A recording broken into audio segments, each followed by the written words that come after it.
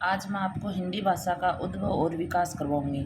इसमें देखो आपको ट्रिक के साथ याद करवाऊंगी, क्योंकि अपने क्या होता है अपन कंफ्यूज हो जाते हैं। तो आज के बाद आप कभी कंफ्यूज नहीं होगे। देखो, अपभ्रंश भाषाओं से निम्नानुसार हुआ, यानी अपनी जो हिंदी है ना, ये पहले अपभ्रंश भाषा और फिर उसका विकसित भाषा कौन सी हुई और फिर उनसे विकसित बोलियां कौन सी आई। तो ये अपने क्वेश्चन आता है। तो देखो, सबसे पहले अपभ्रंश भाषा थी शौरसेनी। शौरसेनी से हुआ पश्चिमी हिंदी का विकास। और पश्चिमी हिंदी से कौन कौन सी बोलियां आई। देखो, एक इनका क्या है, आकार है, बहुला बोलियां हैं, यानी आकार की बहुलता से युक्त बोलियां हैं। और कोरवी बोली को कौन सी बोली बोलते हैं, खड़ी बोली। हरियाणवी बोली को बांगरू या जाटू बोली भी कहते हैं। अब की बार अपने नेट में क्वेश्चन था, बांगरू बोली कौन सी को कहते हैं, तो बांगरू आया हुआ था ना। तो ये देखो, यहाँ से ये इसका अंश है, तो ये सभी इसमें से कौन सा भी ऑप्शन हो वो भी वही सही होगा, दक्षिणी। और दक्षिण में कौन सी बोली होती है, देखो ये तो अपनी कौन सी है, आकारांत है। आकार बहुला कोरवी है, हरियाणवी है, दक्षिणी है। और ओकारांत बहुला बोलियां कौन सी है, आगरा, यानी ब्रज। ब्रज का दूसरा नाम क्या है, अंतर्वेदी। तो ये जो ओकार बहुल बोलियां है, ब्रज। ठीक है ना। तो आपको ऐसे नाम याद रखने हैं। देखो, ये वाली शौरसेनी और पश्चिमी हिंदी वाली तो अपन को याद करेंगे, बाकी सूत्र से याद करेंगे। देखो, बुंदेली बोली की उप बोली देखो कौन सी है, बनाफरी है, भदौरी है, खटोला है। ये इंपॉर्टेंट है भाई, बुंदेली की। और फिर है कन्नौजी बोली। फिर देखो, राजस्थान में कौन सी आती है, फिर अपने राजस्थान में देखो कौन कौन सी आती हैं। राजस्थान में आती है एक तो मेवाती, मालवी, मारवाड़ी, ढूंढाड़ी। और एक अपने कौन सी है, गुजराती। अब देखो, जो अपने डॉक्टर नगेंद्र है ना, उन्होंने मूलतः हिंदी की 5 तो उपभाषाएं बताया। वह 17 बोलियां मानी है। कितनी, 5 उपभाषाएं और 17 बोलियां। तो 5 उपभाषाएं कौन कौन सी है, पश्चिमी हिंदी है, पूर्वी हिंदी है, पहाड़ी है, राजस्थानी है, बिहारी है। ये अपनी उपभाषाएं हैं। अब देखो, अपन याद करेंगे इस सूत्र से आगे। अब देखो, इसमें क्या है, अपभ्रंश भाषा का नाम तो क्या है, अर्धमागधी। अर्धमागधी से बनी क्या, पूर्वी हिंदी। और पूर्वी हिंदी की विकसित बोलियां देखो, अवधी को बेसवाड़ी भी कहते हैं। और अवधी के बाद कौन सी थी अपनी, बघेली का अन्य नाम देखो तिमई भी है और रिमई भी बोलते हैं। और छत्तीसगढ़ी। अब देखो, इनका याद कैसे करें इनको। अब ऐसे अर्धमागधी हो गया, और अब वैसे बघेली हो गया।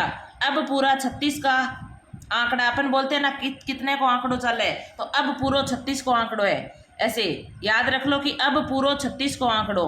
तो ऐसे अर्धमागधी की बोलियां हैं, और ऐसे अवधि है। वैसे पूरा, यानी वैसे बघेली। और पूरा से पूर्वी हिंदी, यानी उपभाषा कौन सी है इसकी, पूर्वी हिंदी। और 36 से छत्तीसगढ़ी। तो अब पूरा 36 का आंकड़ा है। तो ऐसे आपको याद रखनी है। ऐसे अवधि भी होती है, अर्धमागधी भी है। वैसे बघेली, और पू से पूर्वी हिंदी, और पूरा से पूरा दोनों से ही बनता है पूर्वी हिंदी। और 36 से छत्तीसगढ़ी। ये आपके सूत्र से याद रखनी है इसको।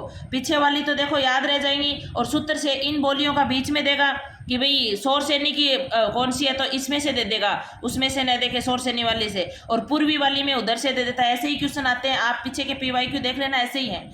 तो डॉक्टर उदय नारायण तिवारी ने अवधी, बघेली और छत्तीसगढ़ी में बहुत कम अंतर माना है। यानी इस अवधि में और बघेली में, छत्तीसगढ़ी में सब बहुत कम अंतर मानने वाले विद्वान का क्या नाम है, ऐसे भी क्वेश्चन आ सकता है। तो कौन, क्या नाम है, उदय नारायण तिवारी है। वेरी इंपॉर्टेंट है भैया, क्वेश्चन ऐसे भी आ सकता है। तो मैंने आपको याद करवा दिया है। और अब पूरा 36 का आंकड़ा ये याद रखना हमेशा, यानी ऐसे अवधि वाली, तो इसमें से एक ऑप्शन में वो मिलेगी। अब पूरा 36 का आंकड़ा से कर लोगे।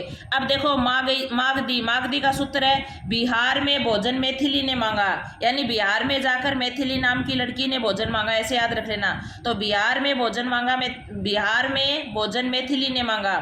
तो देखो, बिहार से तो क्या हो जाएगा, इसकी बिहारी उपबोली है। और भोजन से भोजपुरी है, मेथी से मैथिली है। और मांगा से मगई, याद कर लेना, ठीक है ना। और मांगा से ही मागधी की बोलियां हैं ये सारी की सारी।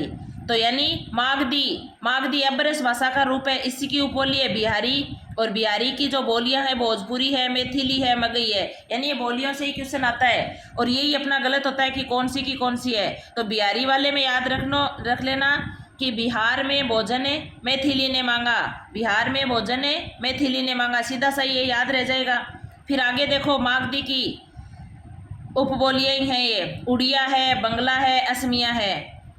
अब देखो महाराष्ट्री का रूप है कौन सा, मराठी। और इसकी बोली देखो देसी, कोंकणी, बरारी, नागपुरी। अब देखो आपकी आ जाएगी बिहारी की उपबोली कौन सी है, भोजपुरी, मैथिली, मगही, और एक आपकी कोंकणी दे दे। तो आपको अगर ये सूत्र याद है तो कोंकणी इसमें है ही नहीं, तो ऐसे मतलब क्वेश्चन भी बन सकते हैं, वो आपके फिर सही हो जाएंगे। देखो ब्राचड अब से कौन सी उपभाषा आई थी, सिंधी, तो ये इंपॉर्टेंट है भाई। और फिर है दर्द से कश्मीरी, और कश्मीरी की उपबोली कौन सी है, कश्मीरी से विकसित हुई थी डोंगरी और संथाली। कश्मीरी से कौन सी है, डोंगरी और संथाली। आगे देखो खस, क्योंकि वो दो ही हैं सूत्र वाली, वो दो अगर सूत्र आपकी ज़्यादा सूत्र देखो फिर कंफ्यूज होते फिरोगे, तो इसलिए आपके दो सूत्र है ना, दो सूत्र से आपका काम हो जाएगा, बाकी बोलियां अलग ही कर लोगे आप। खस कौन सी है, पहाड़ी। और पहाड़ी में देखो मध्यवर्ती में, पहाड़ी में भी दो रूप है, एक तो मध्यवर्ती है और एक पश्चिमी पहाड़ी है। तो मध्यवर्ती पहाड़ी में तो कुमायूनी और गढ़वाली आती हैं, और पश्चिमी पहाड़ी में नेपाली आती है। ये इंपॉर्टेंट आपकी बोलियां, इससे बाहर एक भी क्वेश्चन आज तक ही नहीं आया है। आप पीछे के पीवाई की उठा के देख लेना भाई, चाहे फर्स्ट ग्रेड हो, सेकंड ग्रेड हो, कहीं कौन सा भी एग्जाम हो, यही आता है क्वेश्चन है। अब देखो इंपॉर्टेंट बातें हैं जो मैंने लिखी है नोट लगा के। सर्वप्रथम वर्गीकरण किसने किया था, सर्वप्रथम वर्गीकरण किया था जॉर्ज अब्राहम गिरियसन ने, और इनकी पुस्तक का नाम है भारतीय भाषाओं का सर्वेक्षण में किया था। यानी भाषाओं का सर्वे सबसे पहले वर्गीकरण किसने किया था, जॉर्ज अब्राहम गिरियसन ने किया था, और भारतीय भाषाओं का सर्वेक्षण नाम की इनकी पुस्तक थी। दूसरा वर्गीकरण सुनीति कुमार चटर्जी ने किया था, और इनकी पुस्तक का नाम है बंगला भाषा का उद्भव और एवं विकास। यानी इसकी पुस्तक का क्या नाम है, बंगला भाषा का उद्भव और विकास। फिर देखो सुनीति कुमार चटर्जी ने पहाड़ी भाषा को उपबोली में स्थान नहीं दिया, यानी जो पहाड़ी भाषा है ना इसको उपबोली में स्थान नहीं दिया। अपन पढ़ के भी आए हैं पीछे कि पहाड़ी भाषाएं उपबोली में हैं, लेकिन सुनीति कुमार चटर्जी ने नहीं दिया था इनको स्थान है। आगे देखो फिर आगे इंपॉर्टेंट क्वेश्चन है, अंग्रेजी सरकार की ओर से अदालत का कामकाज देश की प्रचलित भाषाओं में करने का इश्तहारनामा निकाला। यानी जो अंग्रेजी सरकार थी ना उस समय जो अदालत में कामकाज होते थे वो देसी प्रचलित भाषाओं में करने का इश्तहार कब निकाला गया, ये सन याद रखनी है, 1936 में निकाला गया। वेरी इंपॉर्टेंट क्वेश्चन है भाई। और इसकी विज्ञप्ति कब निकाली गई, 1930 में विज्ञप्ति आई थी, और ये इश्तहारनामा निकला था 1936 में।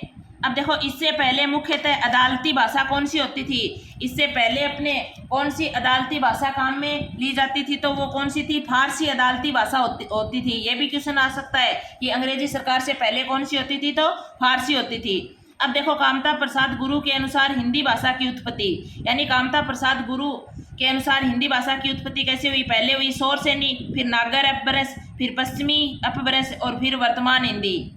याद रखना है ये, शौरसेनी, नागर अपभ्रंश, पश्चिमी अपभ्रंश और वर्तमान हिंदी। अब देखो इंपॉर्टेंट क्वेश्चन है अपना, हिंदुई को किसने हिंदुस्तान की रोमांस की भाषा कहा था, तो गार सादत आसी ने कहा था। ये अपने साहित्य के पहले फ्रेंच विद्वान है, तो इन्होंने क्या कहा था, हिंदुस्तान को की रोमांस की भाषा कहा था हिंदुई को।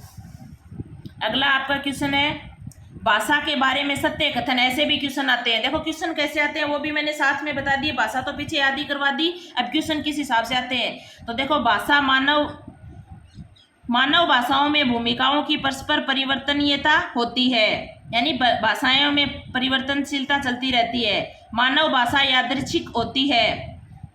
ये देखो भाषा में अभिरचना की द्वैतता भी कहते हैं, यानी जो भाषा होती है इसको क्या कहते हैं, अभिरचना की द्वैतता भी कहते हैं। अब देखो एक क्वेश्चन ऐसे भी आ सकता है कि अवधि और ब्रज में कौन सा अंतर है, यानी निम्न वेशम में मिलता है, यानी समानता तो कौन सी मिलती है और विभिन्नता कौन सी मिलती है, वैसे भी आ सकता है। तो पीछे मैंने आकारांत और ओकारांत करके भी आपको ब्रज कार्य का बताया था। इसमें देखो वैषम्यता कौन कौन सी है, अवधि में ए और ओ देखो अवधि के अंदर ऐ और औ का उच्चारण ऐ औ के रूप में किया जाता है, किंतु ब्रज में ऐ औ के रूप में किया जाता है। देखो ये इसमें अंतर है, इतना मोस्ट डीपली क्वेश्चन भी आ सकता है।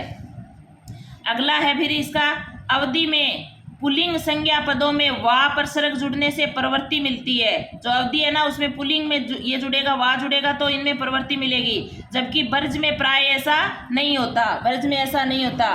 ये वाला क्वेश्चन भी वेरी इंपॉर्टेंट है भाई, नेट जेआरएफ में इनमें बहुत बार पूछा जाता है कि आर्य भाषाएं कौन सी है, आर्य भाषा कौन सी नहीं है, सामी भाषा कौन सी है, सामी भाषा कौन सी नहीं है। तो ये भी इंपॉर्टेंट है, इसको आपको अच्छे से याद कर लेना। देखो 3 ही है, तीनों याद रखनी है। तो यानी भाषाओं के 3 भाग हैं। भाषाओं के कितने भाग हैं? 3 भाग हैं। इसमें आर्य भाषा देखो कौन सी है?